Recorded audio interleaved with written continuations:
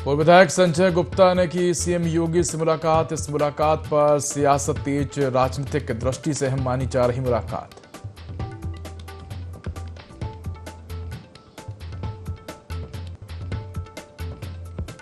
गोरखपुर विश्वविद्यालय का दीक्षांत समारोह, राज्यपाल आनंदीबेन ने डीडीयू दीक्षांत में 4,404 उपाधियां की वितरित। 85 मेधावियों को दिया 172 पदक।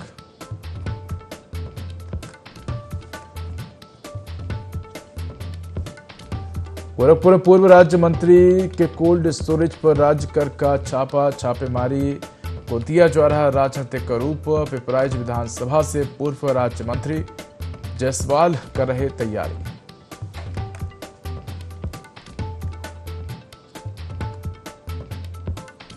रायबरेली स्टेशन पर टला बड़ा हादसा, चलती ट्रेन में चढ़ते समय फिसला महिला का पैर।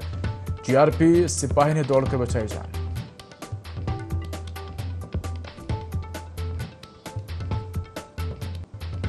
एटम 80 साल पुरानी इमारत गिरी, बीच बाजार, तेज धमाके के साथ ढही इमारत। बड़ा हादसा टला, मलबे में बदली इमारत।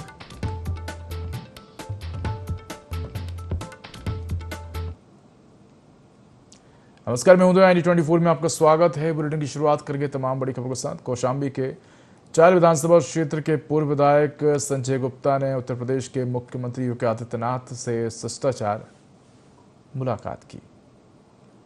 मुलाकात के बाद कौशाम्बी समेत प्रदेश के राजनीतिक गलियारों में चर्चाओं का दौर तेज हो गया। हालांकि इस मुलाकात को लेकर आधिकारिक तौर पर कोई विस्तृत जानकारी सामने नहीं आई, लेकिन आगामी विधानसभा चुनाव को देखते हुए इसे राजनीतिक दृष्टि से अहम माना जा रहा है। राजनीतिक जानकार इस मुलाकात के अलग अलग मायने निकाल रहे हैं और क्षेत्र में संभावित नई रणनीतियों को लेकर अटकलें तेज हैं।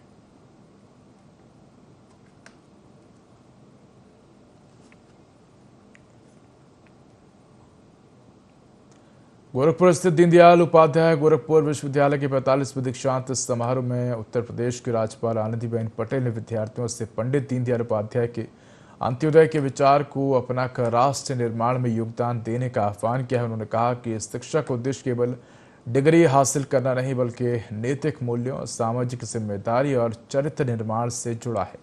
समारोह में 4,404 विद्यार्थियों को उपाधियां और 85 मेधावियों को 172 पदक प्रदान किए गए। निरीक्षण के दौरान राज्यपाल ने विश्वविद्यालय के अधूरे कार्यों और छात्र सुविधाओं की कमी पर नाराजगी जताते हुए अधिकारियों को 3 माह में प्रगति सुनिश्चित करने के निर्देश दिए।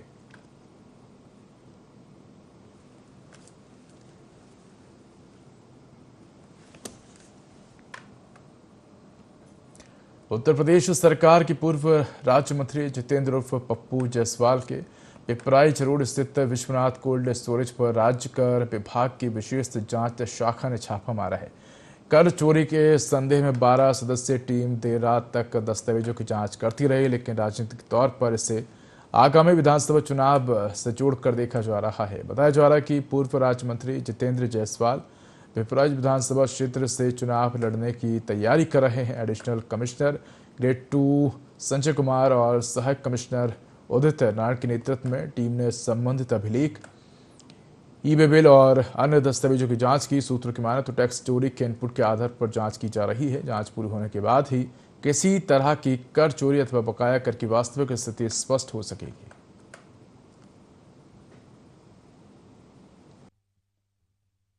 बेसिकली ऐसा है कि हमको कुछ इनपुट्स प्राप्त हो रहे थे, जैसे हमारे सकल दल वगैरह कार्रवाई करते रहते हैं। लगभग 2 गाड़ी हमने चेक की, तो उन गाड़ियों में से हमको इनपुट मिला कि भाई कुछ जैसे मंडी वगैरह का सामान होता है, किराना से खासतौर से जो रहता है, तो उसके आधार पर फिर जहाँ पे टोटल मतलब वेयर हाउसिंग होती है, तो उस प्लेस के ऊपर में फिर जो है हमने INS वगैरह जारी किया।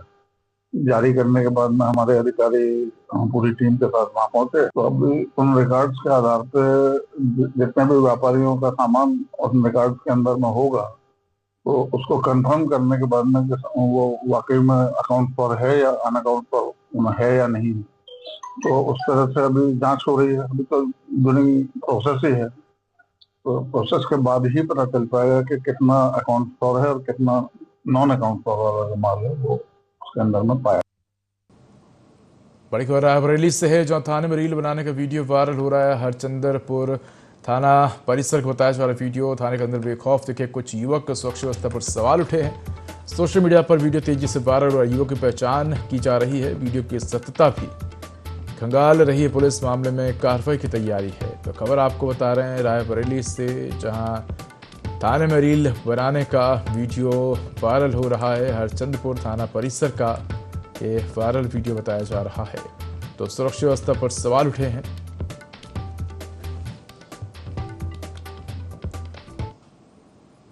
बड़ी खबर रायबरेली से है, जहां स्टेशन पर बड़ा हादसा टला है। चलती ट्रेन में चढ़ते समय महिला का पैर फिसला है, तो जीआरपी सिपाही ने दौड़कर जान बचाई। सिपाही शिव पूजन चौधरी की सतर्कता काम आई है। तो जनता एक्सप्रेस में सफर कर रही थी महिला। पूरी घटना सीसीटीवी में कैद हुई है। जीआरपी अधिकारियों ने सराहना की है। तो खबर आपको बता रहे हैं रायबरेली से, जहां स्टेशन पर बड़ा हादसा टला है। चलती ट्रेन में चढ़ते समय महिला का पैर फिसला है।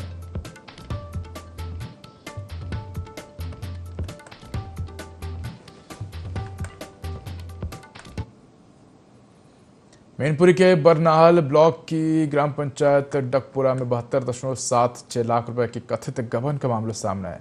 बता दें कि कलंदरपुर निवासी योगेश कुमार ने जिलाधिकारी को शिकायत देकर ग्राम प्रधान और पंचायत सचिव पर फर्जी भुगतान और वित्तीय अनियमितताओं के आरोप लगाए हैं। शिकायत के अनुसार आरटीआई से प्राप्त अभिलेखों का ग्रामीणों के साथ मिलान करने पर वर्ष 2021 से 2026 के बीच 72,76,061 रुपए के कथित फर्जी भुगतान का खुलासा हुआ है। शिकायतकर्ता का दावा है कि भुगतान के अनुरूप कोई विकास कार्य नहीं हुए। उन्होंने शपथ पत्र ग्रामीणों के हस्ताक्षर, आधार प्रतियां और भुगतान वाउचर भी सौंपे हैं। डीएम ने मामले की जांच के लिए टीम गठित कर दी है।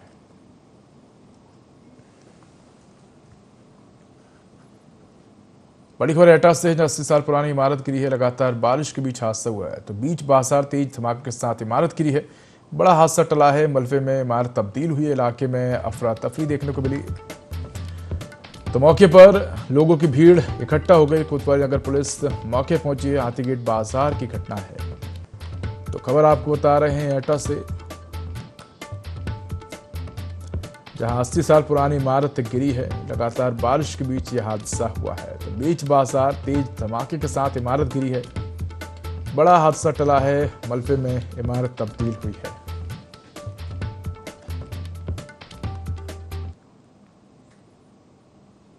बड़ी खबर फिरोजाबाद से है, जहां बारिश से कच्चा मकान ढहा है। बता दें कि एक ही परिवार के 6 लोग मलबे में दबे हैं। पति पत्नी और 4 बच्चे घायल हुए हैं। ग्रामीणों और पुलिस ने रेस्क्यू किया। सभी घायलों को अस्पताल पहुंचाया गया है। प्राथमिक उपचार के बाद जिला अस्पताल रेफर किया गया है। एसडीएम ने अस्पताल पहुंचकर घायलों का हालचाल जाना। तो लगातार बारिश से ये हादसा हुआ है। तो खबर आपको बता रहे हैं फिरोजाबाद से, जहां बारिश से कच्चा मकान गिरा है। एक ही परिवार के 6 लोग मलबे में दब गए। तो पति पत्नी और 4 बच्चे घायल हुए हैं। ग्रामीणों और पुलिस ने रेस्क्यू किया है। सभी घायलों को अस्पताल पहुंचाया गया है। प्राथमिक उपचार के बाद जिला अस्पताल रेफर किया है। तो एसडीएम ने अस्पताल पहुंचकर हालचाल जाना है। 8:30 बजे थाना पुलिस को यह सूचना प्राप्त हुई कि ग्राम परिहार मऊ जो कि नगला खंगर में स्थित है, तो वहाँ पर एक मकान की छत ढह गई है, जो कि कच्चा मकान था। उसमें 6 लोगों को की दबे होने की बात बताई गई थी। वहाँ पर तत्काल थाना फोर्स द्वारा आसपास वाले लोगों द्वारा रेस्क्यू कराया गया, जिसमें 6 लोग घायल थे। उनको सीएचसी इनिशियली सिरसा भेजा गया। वहाँ से 3 लोगों को रेफर करके पहले जिला अस्पताल भेजा गया है। अभी कोई कैजुअलिटी नहीं है, सभी की स्थिति। खबर एटा से, अवैध हथियारों पर पुलिस की कार्रवाई। जैथरा पुलिस ने शातिर आरोपी को दबोचा है। 6 अवैध तमंचे और 2 कारतूस बरामद हुए। आरोपी अंशुल को गिरफ्तार किया है। नेहरू नगर सोगजा का रहने वाला है आरोपी। आर्म्स एक्ट के तहत केस दर्ज। पुलिस पूछताछ में जुटी है। आगे की विधिक कार्रवाई जारी है। तो ये खबर आपको एटा से बता रहे हैं, जहां अवैध हथियारों पर पुलिस ने कार्रवाई की है। जैथरा पुलिस ने आरोपी को दबोचा है। 6 अवैध तमंचे और 2 कारतूस बरामद हुए। आरोपी अंशुल को गिरफ्तार किया है। नेहरू नगर सोगजा का रहने वाले आरोपी।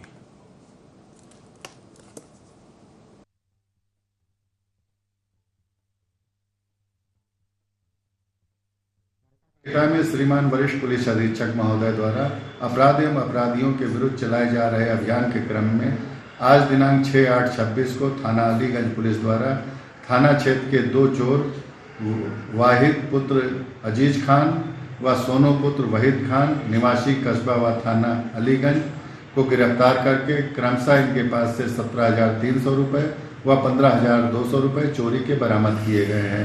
इनके विरुद्ध वैधानिक कार्रवाई करके माननीय न्यायालय के समक्ष पेश किया जा रहा है। बड़ी खबर हमीरपुर से है, जहां नेशनल हाईवे 34 पर भीषण सड़क हादसा हुआ है। रोडवेज बस और टैंकर की जोरदार टक्कर हुई है। रोडवेज ड्राइवर से 3 की मौत हुई है। तकरीबन 1.5 दर्जन से अधिक यात्री घायल हुए हैं। टक्कर की चपेट में आकर 4 पहिया वाहन भी क्षतिग्रस्त हुआ है। पुलिस ने शवों को कब्जे में लेकर पोस्टमार्टम के लिए भेजा है। सभी घायलों को इलाज के लिए अस्पताल भेजा गया है। गंभीर घायलों को बेहतर उपचार के लिए कानपुर रेफर किया गया है। तो सुमेरपुर कोतवाल इलाके के कुंडोरा गांव की घटना है। ये बड़ी खबर आपको हमीरपुर से बता रहे हैं, जहां नेशनल हाईवे 34 पर भीषण सड़क हादसा हुआ है। रोडवेज बस और टैंकर की जोरदार टक्कर हुई है। तो 3 की मौत हुई है, 1.5 दर्जन से अधिक घायल हैं। टक्कर की चपेट में आकर 4 पहिया वाहन भी क्षतिग्रस्त हुआ है। पुलिस ने शवों को कब्जे में लेकर पोस्टमार्टम के लिए भेजा है। सभी घायलों को इलाज के लिए अस्पताल रेफर किया है। गंभीर घायलों को बेहतर उपचार के लिए कानपुर रेफर किया गया है। सुमेरपुर कोतवाल इलाके के कुंडोरा गांव का मामला है।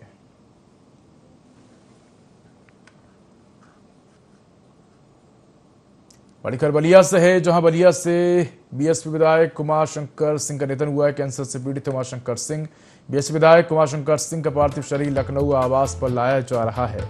तो अंतिम दर्शन के लिए आवास पर रखा जाएगा पार्थिव शरीर। श्रद्धांजलि देने उमड़ेगा समर्थकों और नेताओं का जमावड़ा। लखनऊ आवास पर अंतिम दर्शन की व्यवस्था होगी। अंतिम संस्कार के लिए पैतृक निवास ले जाया जाएगा पार्थिव शरीर। परिजनों की मौजूदगी में अंतिम यात्रा की तैयारी है। कुमार शंकर सिंह को अंतिम विदाई देने की तैयारियां पूरी हुई है। पैतृक गांव में ही अंतिम संस्कार होगा।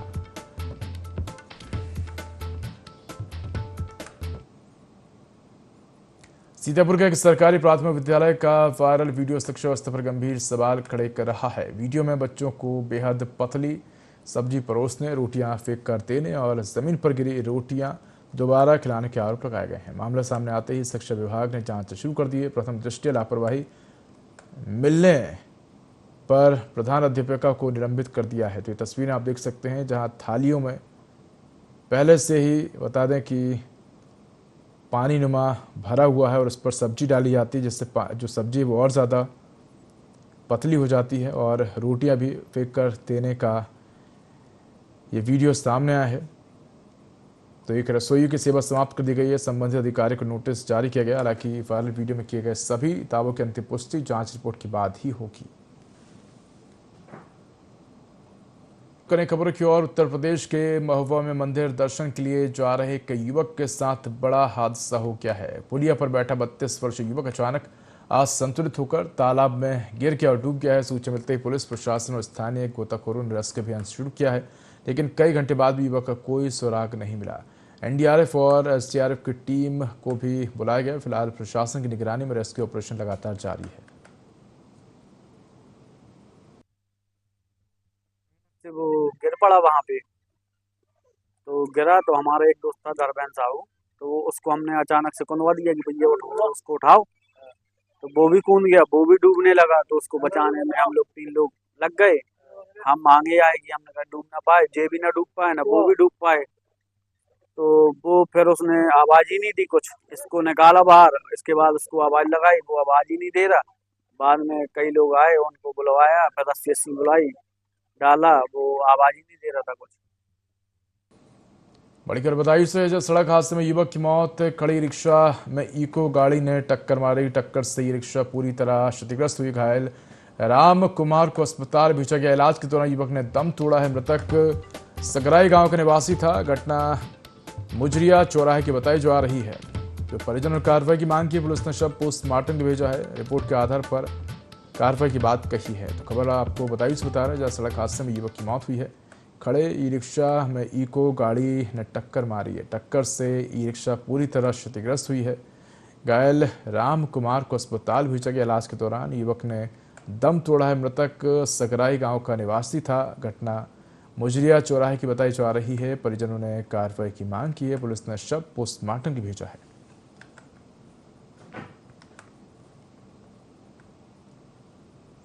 प्रतापगढ़ के महुली वार्ड में गुरुवार तड़के लगातार बारिश के बीच करीब 100 वर्ष पुराना जर्जर मकान अचानक से भरभरा कर गिर गया। हादसे के समय परिवार के सभी सदस्य गहरी नींद में थे, जिससे उन्हें संभलने का मौका नहीं मिला। मलबे में दबने से प्रमोद श्रीवास्तव, उनकी पत्नी गीता श्रीवास्तव, पुत्र नितिन श्रीवास्तव, पुत्रवधू माधुरी श्रीवास्तव और 2 मासूम बच्चों माधव और अद्विक की मौत हो गई। परिवार का बड़ा बेटा अमन श्रीवास्तव गंभीर रूप से घायल हो गया, जिसे तत्काल अस्पताल में भर्ती कराया गया है।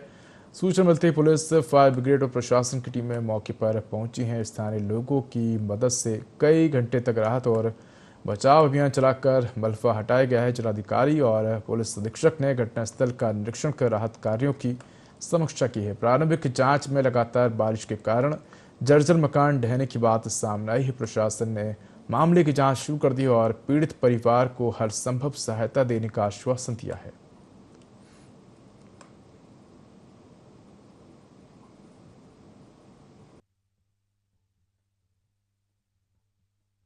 जी के परिवार में कुल 6 लोगों की दुखद मृत्यु हुई है।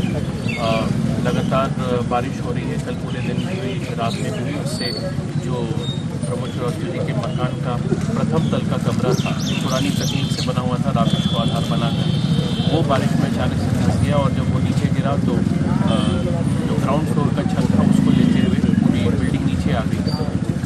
एक कमरे में मकान में एसी लगा हुआ था, तो पूरा परिवार उमस से बचने के लिए उसी कमरे में सो रहा था और 6 लोगों की मृत्यु हो गई। प्रमोद जी, उनकी पत्नी, उनका एक और बेटा और अमन करके एकमात्र जो सर्वाइवर हैं वो बचे हुए हैं। उनकी पत्नी और 2 छोटे बच्चों की इसमें मृत्यु हो गई। इटावा के सॉलिड वेस्ट मैनेजमेंट प्लांट के खिलाफ आसपास के गांव के लोगों का गुस्सा एक बार फिर से फूट पड़ा है। ग्रामीणों का आरोप है कि प्लांट में कचरे के वैज्ञानिक तरीके से निस्तारण नहीं किया जा रहा है, जिससे पूरे इलाके में दुर्गंध, गंदगी और मक्खियों का प्रकोप बढ़ गया है। विरोध में ग्रामीणों ने प्लांट के बाहर प्रदर्शन किया और कचरा लेकर पहुंच रहे वाहनों को रोककर वापस शहर की ओर लौटा दिया है। प्रदर्शन में महिलाओं और पुरुषों ने बड़ी संख्या में भाग लिया है। ग्रामीणों का कहना है कि बदबू के कारण घरों में रहना मुश्किल हो गया है और गंदगी की वजह से बच्चों और बुजुर्गों के स्वास्थ्य पर भी असर पड़ रहा है। उनका आरोप है कि नियमित रूप से दवा का छिड़काव भी नहीं किया जाता है। प्रदर्शनकारियों ने ये भी कहा कि सूचना देने के बावजूद नगर पालिका के अधिशासी अधिकारी मौके पर नहीं पहुंचे हैं। ग्रामीणों ने चेतावनी दी कि जब तक स्थायी समाधान नहीं होगा उनका आंदोलन जारी रहेगा।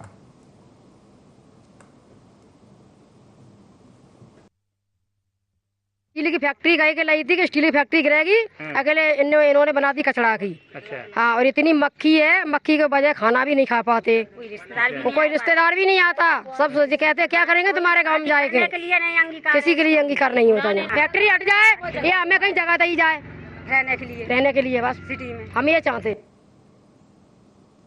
कुशीनगर में कानून व्यवस्था को शर्मसार करने वाले मामले में पुलिस विभाग ने 2 सिपाहियों के खिलाफ सख्त कार्रवाई की है। जनसुनवाई के दौरान एक महिला और ढाबा संचालक पप्पू सिंह ने शिकायत की थी कि सिपाही उमाशंकर यादव और महेंद्र कुमार यादव उन्हें देर रात जबरन सरकारी वाहन में बैठाकर गोरखपुर के एक ढाबे पर ले गए, जहां उनके साथ गाली गलौज, अभद्रता और मारपीट की गई। मामला सामने आने के बाद जांच सीओ सिटी को सौंपी गई है। जांच प्रथम दृष्टया दोनों पुलिसकर्मियों पर लगाए गए सभी आरोप सही पाए गए। इसके बाद दोनों ही सिपाहियों को तत्काल प्रभाव से निलंबित कर संबंधित धाराओं में मुकदमा दर्ज कर लिया है। पुलिस अधिकारी ने बताया कि आरोपियों को जेल भेजने की कार्रवाई की जा रही है।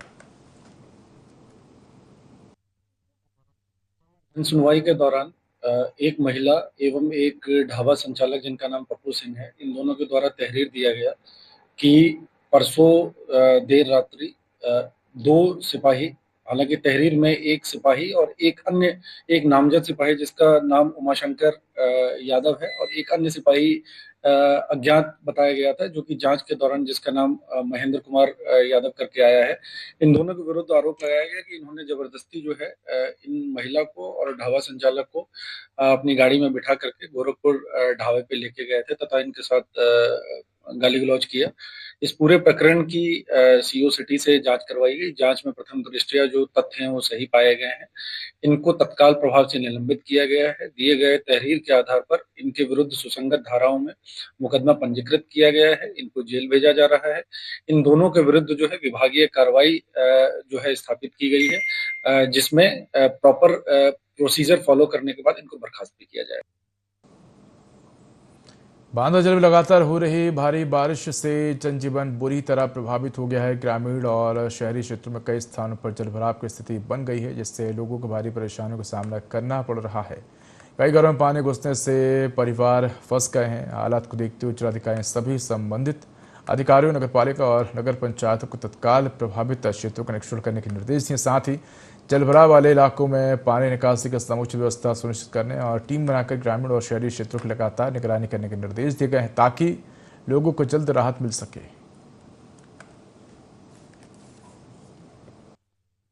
3 बजे से लगातार बारिश हो रही है। सभी नगर पंचायतों में और नगर पालिकाओं में मैसेजिंग सुबह से ही कर दी गई है कि अपने जहाँ पर भी ब्लॉकेज हो रहे हैं पानी के निकासी के तहत उनको सबको ठीक कराएं और ये इंश्योर करें कि पानी की निकासी सुनिश्चित हो। इसके लिए जहाँ जहाँ पर भी अस्थायी और स्थायी पंप्स लगे हुए हैं उनकी मौके पर सीनियर अधिकारियों द्वारा उनकी निरीक्षण करवाया जा रहा है और जहाँ पर भी जल जमाव हो रहा है वहाँ पर विशेष रूप से रिसोर्सेज को डिप्लॉय करके उनके ब्लॉकेज को हटा के वहाँ से पानी की निकासी सुनिश्चित की जा रही है। और इसमें जहाँ जहाँ पर भी शिकायत आएंगी प्रशासन वहाँ पर अपने रिसोर्सेज को डिप्लॉय करके जल निकासी सुनिश्चित करें। तो खबर आपको बता रहे, जहाँ भारी बारिश से जनजीवन प्रभावित है, डीएम ने अधिकारियों को निर्देश दिए हैं।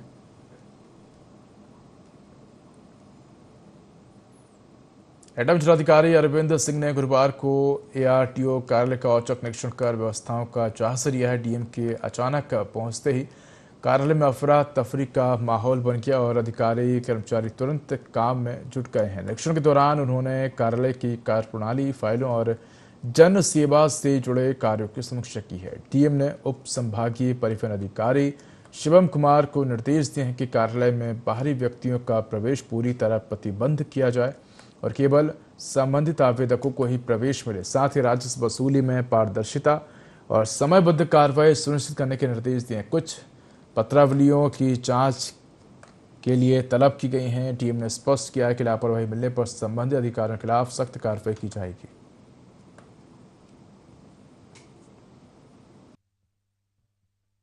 में जो विभिन्न सरकारी कार्यालय हैं उसमें शासन की मंशा के क्रम में कार्य हो रहे हैं या कि नहीं हो रहे हैं, किसी प्रकार का आम जनमानस को उत्पीड़न तो नहीं हो रहा, इत्यादियों को देखते हुए आज आरटीओ कार्यालय में भी आया गया है।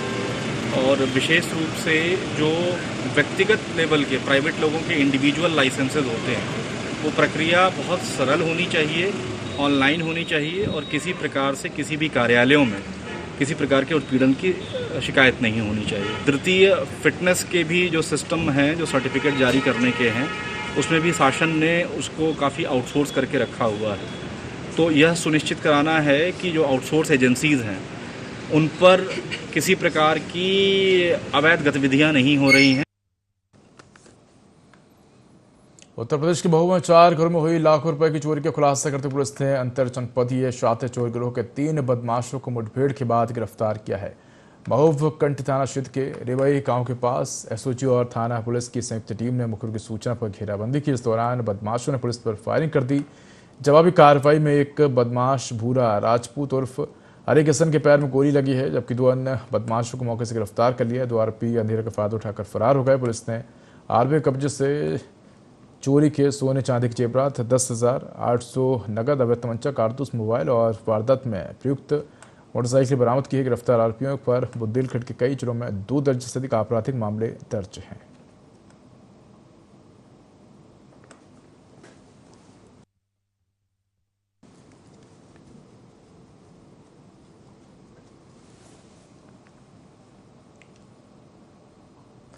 तो फिलहाल इस बुलेटिन में इतना ही। खबरों का अधिक अपडेट कर देखते रहिए 24। नमस्कार।